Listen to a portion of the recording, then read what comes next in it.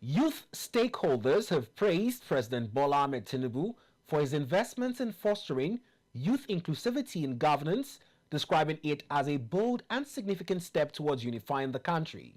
This commendation came during the inauguration ceremony of the National Youth Stakeholders Forum, an umbrella organization representing youth groups from both national and international levels. Speaking to the press after the event, the chairman of the forum, Ambassador Dogo Shagari, called on President Bola Tinubu and members of the National Assembly to give greater attention to the challenges faced by the youth, urging a 25% increase in sector's budgetary allocations. The increase is critical to rescue 60% of Nigerian youth from the streets and empowering them through targeted programs in the second and third quarter of the year 2025. We strongly urge all ministers, department and agency, MDA, as well as government parastatals to prioritize youth-focused initiative in their budgetary allocation. Furthermore, we call on the Ministry of Youth to appoint a liaison officer across all MDA and parastatals to monitor and ensure the implementation of youth-focused initiative and program. We can ensure that Nigeria youth are empowered to lead and contribute meaningfully to the nation development.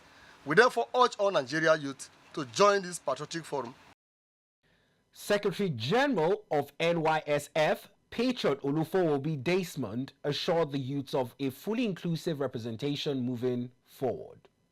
Our coming together as youth leaders across the 6 geopolitical zones underscores our interest and commitment to foster national unity, patriotism, and development of this country. We work collaboratively with existing government organizations, such as the Ministry of Youth, working with them to ensure that we now have a liaison officer in all government organizations. Beyond that, advocacy is key. We have decided to go into the 6 geopolitical zones by April. The forum is expected to serve as a vital voice for marginalized youth, working to bridge the gap between national leaders, diaspora stakeholders, and young people across all levels. On the education line, we have developed the National Education Development Policy Plan, whereby our educational curriculum must be changed from this analog to ensuring that we meet the international standard.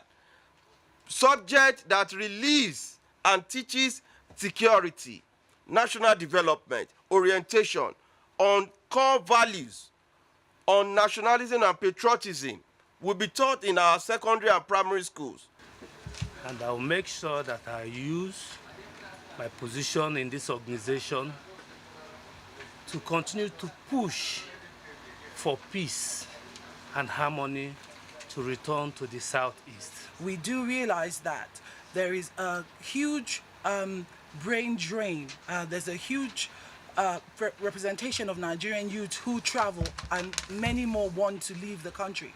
So it is my job to ensure that all the Nigerian youths abroad in all the countries of the world are brought together, and that perhaps through these interventions, through everything that we're doing in NYSF, we can return some of the best of Nigerian youths back home to contribute to the development of Nigeria.